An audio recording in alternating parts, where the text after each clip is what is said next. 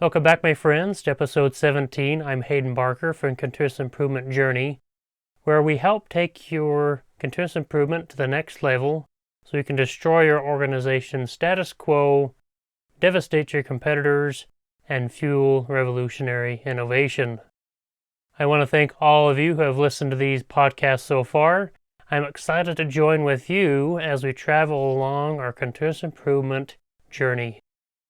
For many organizations, especially in the United States where I live, layoffs seem as the first go-to whenever financial uncertainty arises. In the short term, layoffs seem to be logical and look good on paper. However, in the long run, these organizations really what they're doing is trading short-term safety over that long-term profitability. Now, there are all kinds of reasons why companies should and should not do layoffs, including strategies to avoid layoffs. I will talk about some of the strategies to avoid layoffs, but mainly what I want to focus on is the long-term damage that will fall an organization if they believe that layoffs are the only answer to their sorrows.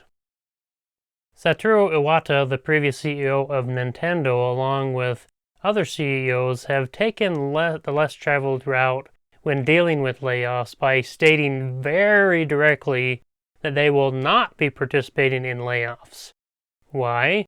Because layoffs produce a mirage that organizational leaders believe will resolve their short-term struggles. However, what results is a long-term destruction of the remaining employees and the rest of the organization. Now, the destruction that occurs is that layoffs erode employees' trust, loyalty, and morale, and many other things. This is why many Japanese companies generally shy away from doing layoffs to their employees.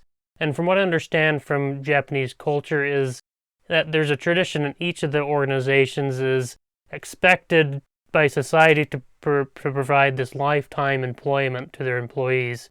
In return, the employees show their loyalty, trust, and hard work. Sounds like a great win-win relationship between the employee and the organization. If a Japanese company does lay off employees, the organization really will look down upon more so than any other culture would after the layoffs take place. The opposite of this in typical United States business culture is when we get hired, we sign a form that basically says the company or the employee has the right to end employment with or without any reason. In other words, you are disposable to the organization and are free to leave whenever you wish. Now, this is a lose-lose type of relationship, and another aspect of layoffs is how it drags the rest of society down. When people are laid off, they no longer have that purchasing buying power to buy goods and other services from society in general. And what ends up happening here is that it causes strain on other organizations who then have to lay off their employees, which further exaggerates the problem where even more people now have even lower buying power, which further drags down the rest of society into a downward spiral. In the aftermath of the layoff, the remaining employees now have a sense of fear. Now, fear is hardly ever going to motivate employees to really give their all, and as a result, their productivity, creativity, and quality of work really begins to just go down and decline.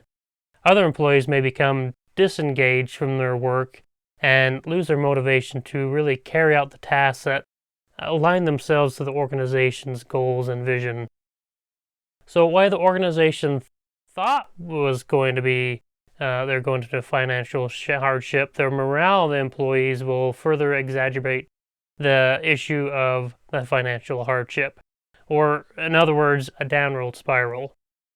Trust in the organization's management really becomes eroded, and loyalty to the organization becomes stagnant. It is very unfortunate that many organizations have something like, our employees are our greatest asset in their company mission or their vision statements. There are some surveys that have said up to 85% of employee job rate loss, or rate job rate loss as the highest concern, Once that trust is broken, it becomes extremely difficult to recover. Since fear has replaced motivation in the remaining employees, stagnation sets in on being able to have employees create innovative products or services that otherwise would help get the organization out of that financial hardship. If layoffs occur, the organization has drastically increased its liability to open the doors of the possible legal actions that may be taking place for employees who feel that they were unlawfully terminated or discriminated against. If this occurs, it could become quite costly, which would then further increase the financial hardship of the organization. The news of layoffs do not just stop with the layoffs of the employee and their immediate family they go home to. With news traveling so fast today, and especially with social media, immediately you can see what company they were laid off at. Job layoff sites and company reviews and online forums will just spread this layoff news like wildfire across the world and will further destroy their company's reputation. Any future job postings will become mute as the company tries to spin back up in the next few years after the financial hardship has passed. I know specifically a company that laid off half of its employees a year after COVID set in, and then another year later tried to spin back up and try to put out some job postings for some engineers and machinists. Now, some of those positions were open for another year, and some are still open to this day because news travels fast when loyalty and trust have been broken. This company was so desperate for machinists that they were advertising a $50 per hour starting wage. But even with that carrot and stick approach, no machinists came running because the machinist community is tight-knitted and news travels fast of what companies and how they treat their employees well and those who do not. In the end, the organization lost more than just getting rid of half or a few employees. The long-term result caused the organization to no longer have the ability or credibility to succeed again, become great like it once was. Some common layoff avoidance strategies organizations have done are implementing a hiring freeze. That's a quick, easy thing to do. So it should be a given that if you're having a hiring freeze, then it helps you prevent laying off people, so you probably shouldn't keep hiring people. The next ones are a little bit more risky, but if you really are true to your employees, some employees may be willing to reduce the number of working hours or their salary to help save the company money. But again, that really only works if your employees have a reserve of loyalty and trust to the company and know that they really are the organization's greatest asset. If they are the greatest asset, then the greatest asset will be protected and cherished. Another thing that owners and upper managers and shareholders could do are to cut bonuses and salaries before laying off employees. Doing so further increases your organization's loyalty and trust reserves.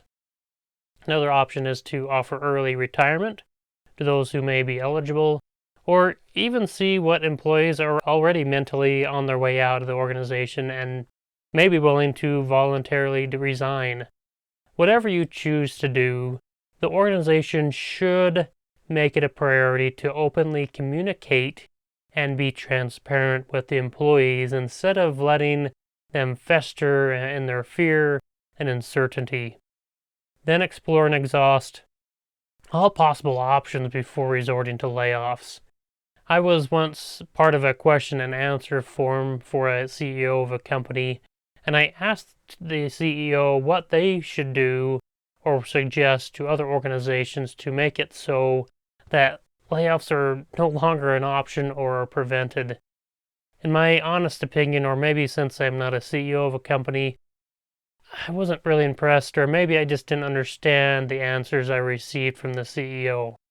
For example, the CEO said that in order to save jobs, you should cut a percentage of the workforce.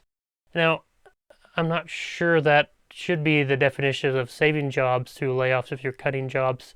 But anyway, another blame is that managers are the cause of the layoffs because of overhiring, and most managers have never seen an economic downturn.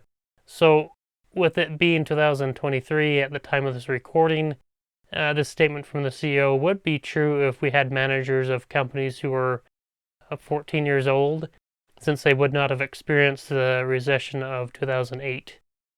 A few great things that the CEO did say was when we are thinking about doing layoffs, we are generally thinking only a year ahead and really in the short term.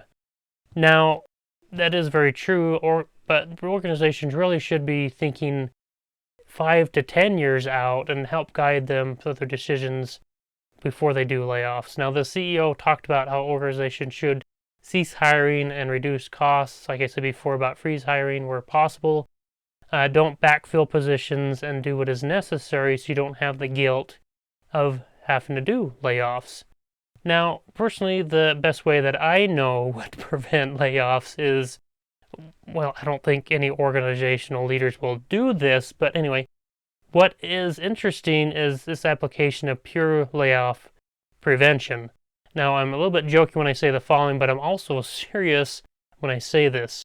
When leaders of organizations lay off employees, for some reason, they lay off everyone but themselves. Why is that? If they are the owners and the manager of the organization, is not the cause or at least the blame theirs? If there are managers and they are the owners, then why not have the mandate to have the highest levels of management be the ones that are laid off? They're the biggest ones, or they're the ones with the biggest salaries, so either this helps scare the owners of managers of organizations never to participate in layoffs and are making decisions that will really help the organization succeed in the long term. Or if the layoffs are inevitable, then the owners and managers get laid off and have everyone in the organization get promoted up one level and then take charge of the organization. Now, I know that no organization is going to take my advice on this, but it sure would prevent some layoffs, would it not? All right, we need to be serious. But much as I can prove or talk about these organizations that do layoffs that they never should be done, I would like to tell a story of a study that was done in the mid-1980s during the telephone industry's deregulation time period. I was looking to find the story or the source of this story to give credit where credit is due, but I cannot find the source, so I will tell you the results of the study from what I can recall. In the early 1980s, the telephone industry was doing a multi-year study on employees' emotional and physical health. Now, in the mid-1980s, when the telephone industry was deregulated, I can't remember what the percentage was, but it was really high. It was like they laid off 50 or maybe it was like 75% of the employees when they did this deregulation. Instead of ending the study, they actually decided to continue on the study and can see track the health of those that were laid off.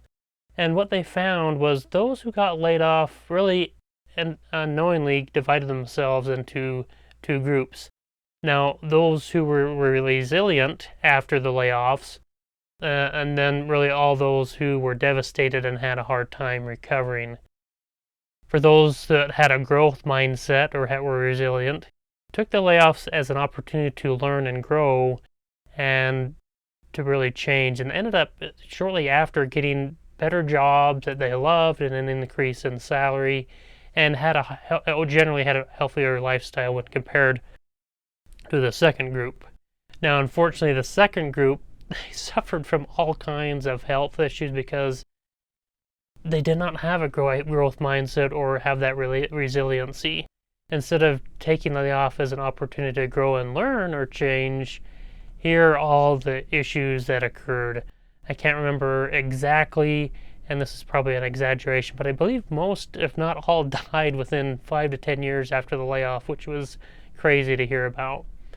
They suffered from marriage problems, anger, depression, anxiety, suicide, headaches, ulcers, drug use, smoking, drinking, overdoses, and a huge number developed heart disease and had strokes or heart attacks.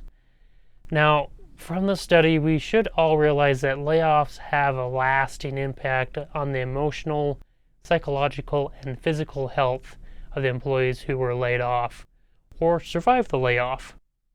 The effects of layoffs should not be underestimated.